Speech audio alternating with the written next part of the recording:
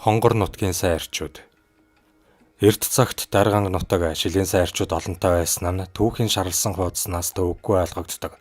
Үүнлүгэ Баян-Хонгор аймаг Манжийн үед ч, ардын засгийн жилүүдэд ч, социализмын үед ч тэр шилийн сайн эрчүүдээр хахж байсан байх юм. Жишээ нь Бүх Ванган, Гүнт самб, Ланхар Бадарч, Хулгар Зундуй, Ягаан Гончиг, Царай Цамб, Нохой Дугар, Ядан Бондой, Цагаан Балж, Бөхтөр Хүрэн, Хэрцгэр Лувсан Давг, Хөөт, Өөхөн, Памбаг нарыг дурдж болно.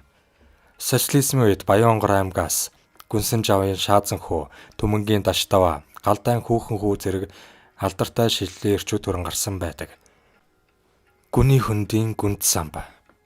Эрт цагт Хятадууд Баян-Хонгор нутгийн ард олноос авсан малаа шөнө голдуу туудаг байжээ. Үүнийг мэдсэн шилийн эр Гүнт самб Хятадуудын явах зам дээр хон ямаа багтахуйц олон аруу нүх ухаад дэлс сулсаар өнгөж орхидог байж. Хятадууд шөнө малаа тууж гарахад Гүнт самбын ухсан нүхэнд хон ямаанаас нь унаж хоцрох бөгөөд 1000 хонь туугаад гарлаа гэхэд дор хаяад 100 хонь үлдэх жишээтэй. Хятадуудыг шөнө яваад өнгөрмөгц Гүнт самб дэрс сулсаар өнгөрлж орхисон газартаа давхиж ирээд нүхэн дунсан малыг татаж гарган нутгийнхаа ядуус тараадаг байжээ. Хятад туурчид адуу өхөр мэтийн бод малыг ч гэсэн Гүнт самбын нутгалдаг гүний өндийгөөр тууж гаргадаг байж. Тэднийг гүний өндийгөөр уруудуулаад адуу тууж явахт нь Гүнт самб тэргүүтээ шилийн эрчүүд хөндийн хоёр талын ууланд гарч дээрээс нь янз бүрийн навтас хийсгэж адуу малыг нүргээгээд тастаж хөөдөг байсан гэдэг. Тийм учраас нутгийн ардууд түүнийг гүний өндийн Гүнт самб гэж авгаалах болжээ. Түүнчлэн манж Хятадууд гүний өндийг яаж дуулна, Гүнт самбын давааг яаж давна гэж бэрхшээдэг байж. Ер нь тэрээр нутаг хошуу ард түмнийхээ төлөө өөрийн хүч чадал оюун ухаанаа харамгүй зориулж жинхэнэ шилийн эр болохоо олонтаа харуулсан байдаг. Нэг удаа Гүнт самб утаа гүмбэнд очиж мөргөл үлдэхээр болжээ. Хамт явсан хүмүүс нь түүнд хандаж буюу өрдөж яваа хүн утаа гүмбэнгийн ариун тагшин газраас сулгай ажилд болдоггүй юм шүү гэж загсан байна. Буцаж явахдаа нөгөө хүмүүс Гүнт самбаас чи хулгай хийгүүцтэй гэж асуухад манер би өөрийн хийдийг өдөртөө байлгах гэсэндэ бурхан бэрээ жавдан зэргийн 3 зүйлийг авсан. Бурхныг нь хийдийн сахиус болох гэж, бэрээг нь хийдийн шавнарыг сахилга дэг журамтай болох гэж, харин жавданг нь лам нарыг тогтвортой суулгаж их ном сурах гэж авсан. Энэ бол хулгай биш, буян номын үйл хэрэг гэж өчж байсан гэдэг. Нэг удаа Гүнт самб Хятад худалдаачдаас баахан торог дурдан хулгайлжээ. Үүнийг мэдсэн Хятадууд хошуу ноёноос Гүнт самбын гэр оронд нэгжлэг хийх зөвшөөрөл өгөхийг хүссэн байна. Төлөвлөгөө хошуу ноён Гүнт самбыг дуудаж ирүүлээд танайх нь хаашаа бэлтсэн бэ гэж асуухад манер уул руу бэлтсэн хэмээжээ.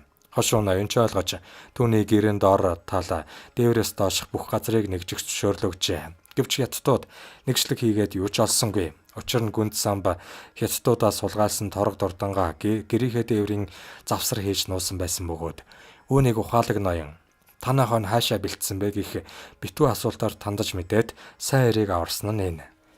Гүнт самб нэг үе Хятадын жингэн цуваг шөнөөр дагаж явсаар сүүлчийн тэмээг нь хөтөлж оддог байж. Үүнийг Хятадууд мэдчихэд сүүлчийнхээ тэмээн дээр өөжингөө ачаад эзэн данжаантаа унтуулж явдаг болж. Харин Гүнт самб үүнийг анзаарсангүй. Нэг шөнө тэрээр сүүлчийн тэмээг нь хөтөлж давхиад нилээд хол очоод тэмээгээ эвтүүлэн ачаагаа буулгах гэтэл хаа явах болсон баа хэмээн Хятад хүнд оржээ. Тэгмэгц Гүнт самб.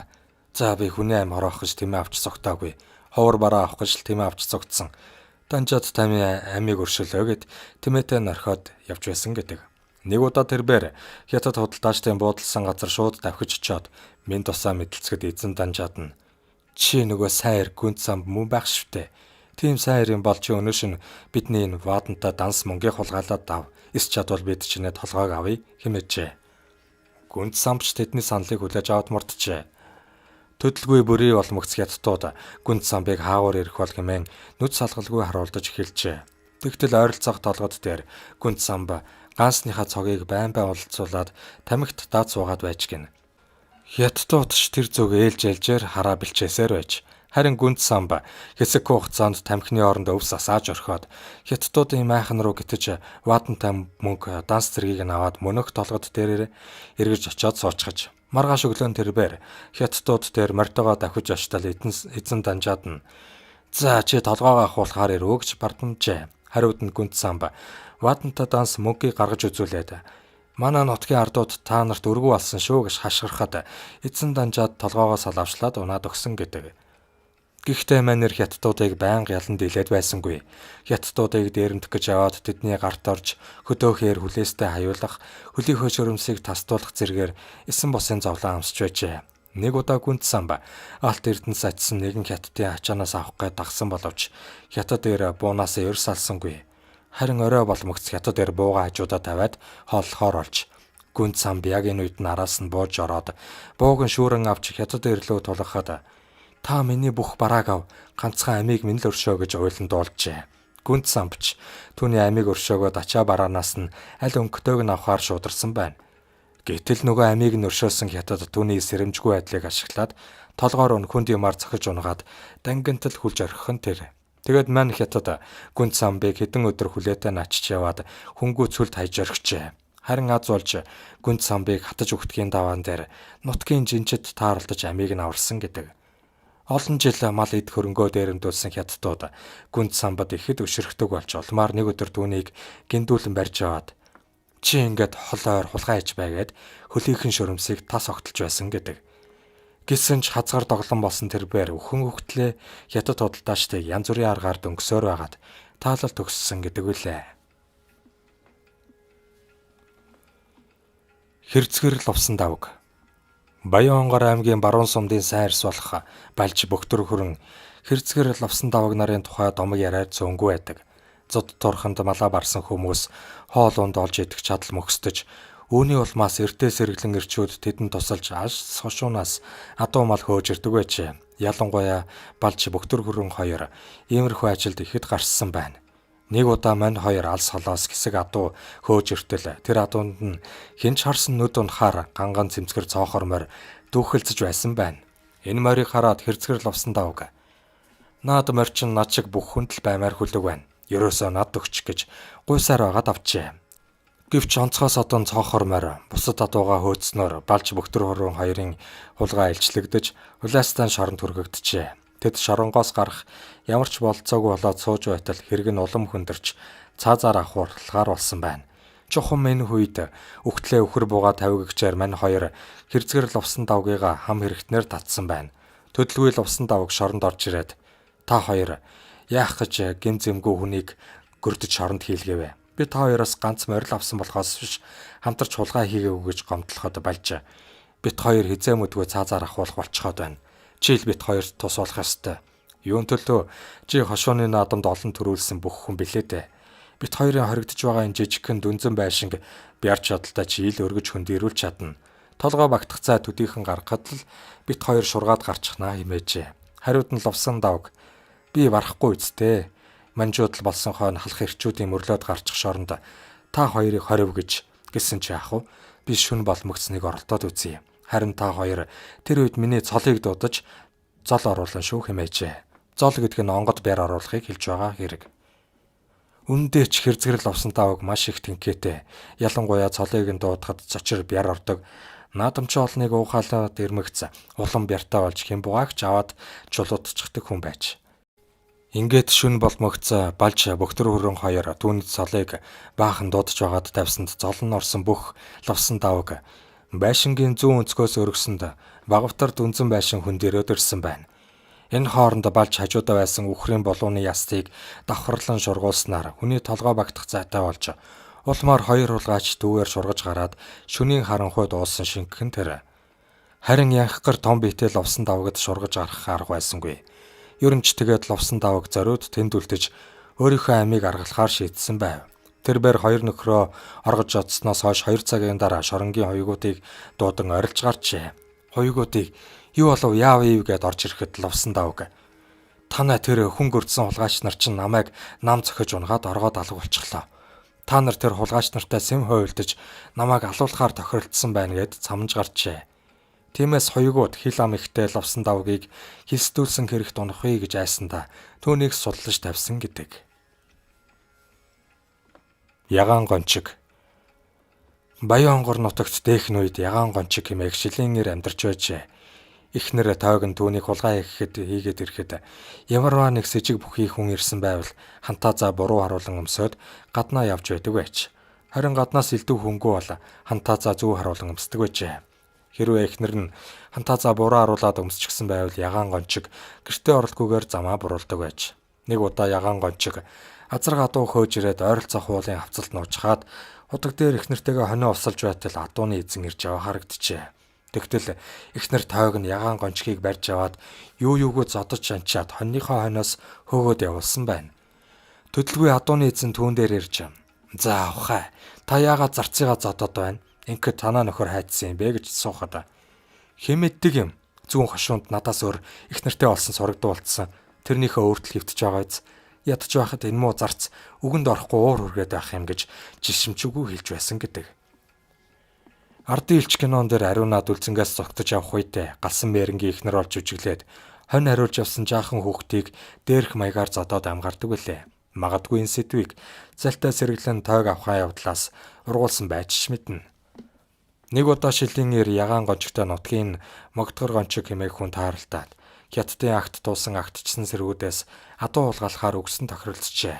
Ингээд мань хоёрыг халзангийн захир хэмээх агууд бүгж байтал хятад сэргүүд ойролцоох баян хөврийн талаар адууга туугаад гарч иржээ.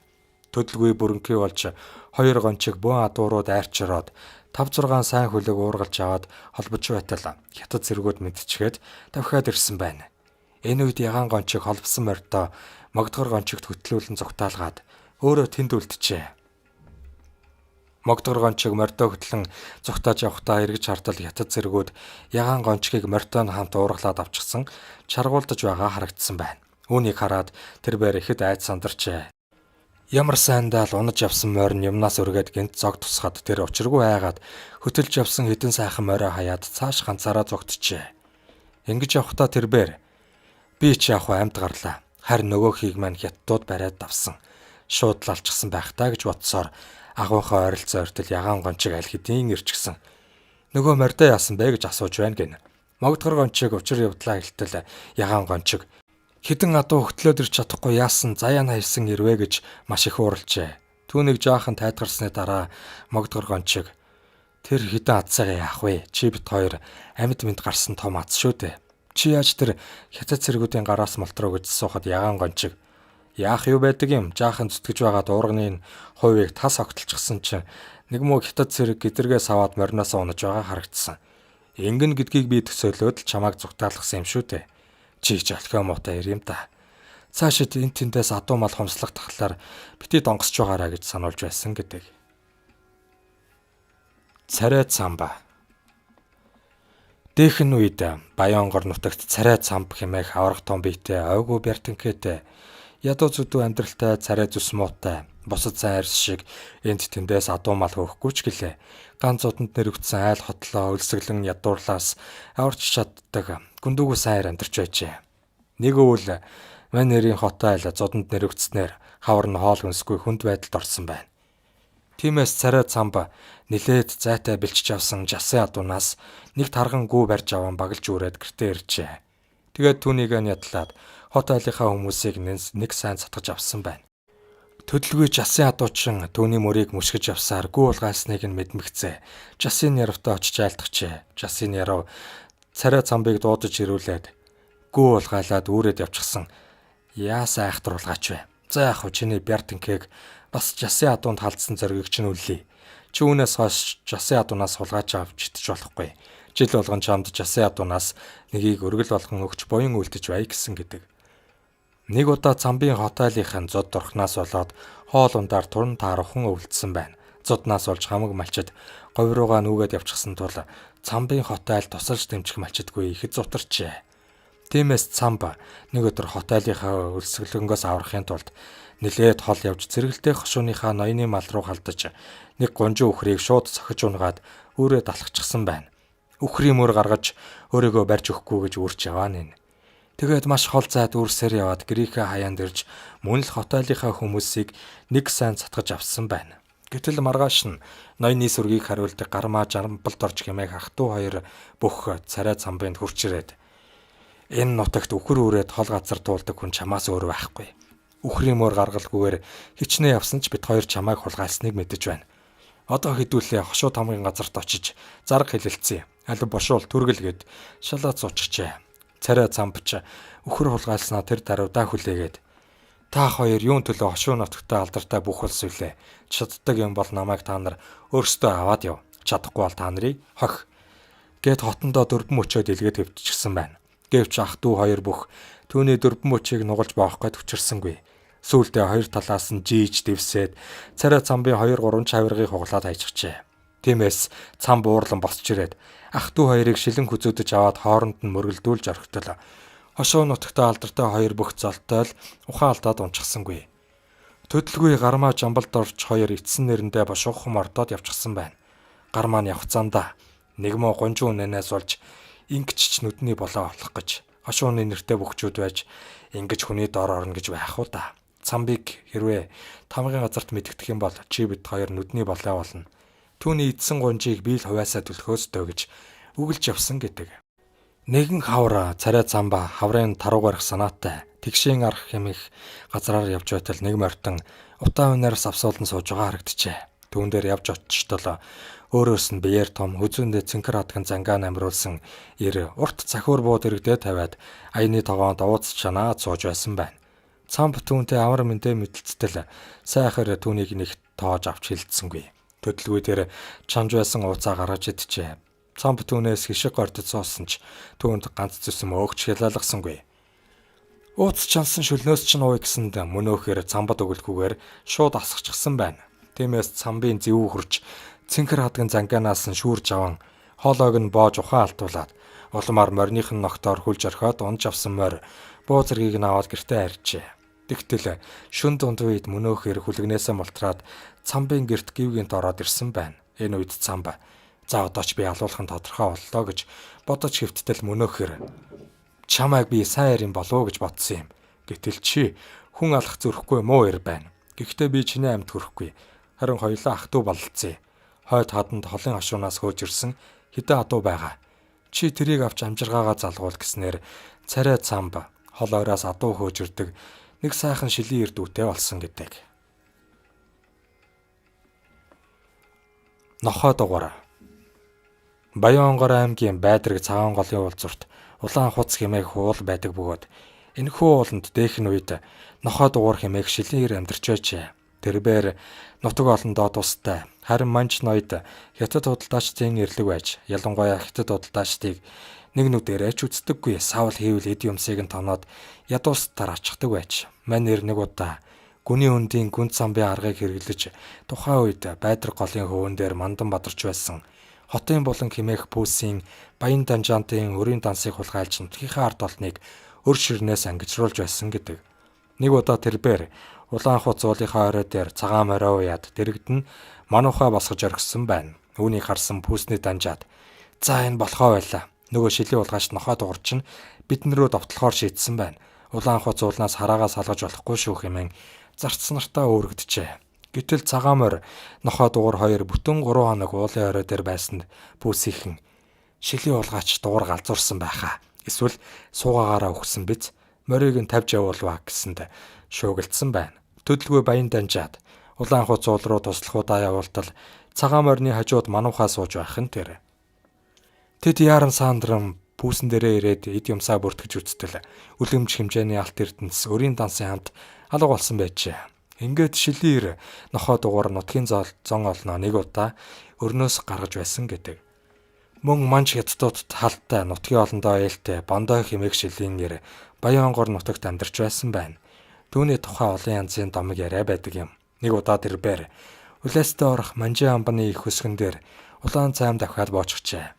Гэтэл өмнө нь бондоод тонуулж явсан нэгэн баян данжаад хэдэн туслахынхаа хамт байж байх нь тэр. Гэхдээ мань данжаад бондоог танихгүй зөвхөн сургаар л мэддэг байж. Тэрбээр бондоод хандаж "Хай, танаа нутгийн шилийн улгаач бондоо хаагур явна вэ?" гэж асуухад бондоо "Хай, тэр өгсөн ба. Хятадуудыг дээрэмдж байгаад тархиа хаг яруулсан ба. Сүнсэн там руу талисан ба" хэмээжээ. Үүнийг сонсоод данжаад учиргүй баярлаж "Хай, тэр хулгайч өхвөл таарна. Там руу очисон ба сайхан мэдээ дуулгасан чи сайн эд ба ууваа" гэд бондойг амтд хоол архит арсаар дайлж гарсан байна. Түүнийг явхад бас хөөхөн шан харамж өгсөн байгаа юм. Харамсалтай шүн дунд үед бондой баян данжаадын хитэн туслахын амд алчуурч гэж орхиод хамаг юмыг нь тоноод арилж өгсөн гэдэг. Нас дээр гарсан хойноо шилийн эр бондоо залуу цагийнхаа явдал суудлыг тавилгүйгээр хятадын жинчдийг Баянгор нутгийн цагаан голын орчимд явж байхад нь сүүлчийн онхтой тэмээг нь урагшлуулан уйчхаад хоёр тэмээ ачаа аваад мандлын хавьд ирсэн байна. Гэтэл тэрхүү хоёр тэмээ ачаа нь хөөрөг ганснес оруул гэдэг цагаан аш чулуу байсанд бондоо хүн өтлөн гэдэг муухай юм. Олон жил хар хятадуудыг тонохдоо хинт ч хэрэггүй ийм чулуу авч байсангүйгээд ихэд гутарч түүнийг хадны ганг руу асгаж орхисон гэдэг. Дээр үед сайн арсын уяа гэж Монголын альч нутагт байсан бөгөөд Баянгор аймгийн Баянбүрд, Наран, Зүрүү, Ханан, Хөндлөнгийн ууланд бондоо гүнт самб, өөхөн бамбаг нарын олон аран сайн эрийн уяа байдаг байж. Эдгээрийн нэг нь Зүрүү Хөндлөнгийн орчин байсан шилийн сайн эр ядмын уяа нь 2000 орчим адуу оруулахад адууны эрэлжтэд анзаарагддаггүй. Тошлоо жим сургасан байгалийн үсгэлэн төгс газар байсан бөгөөд энд Манжи хааны агтнаас 100-100-аар нь тастан авч оруулаад хэд хоногийн дараа гаргаж нутгийн ардуудад тараан өгж буян үлддэг сайн эрчүүд олон байжээ.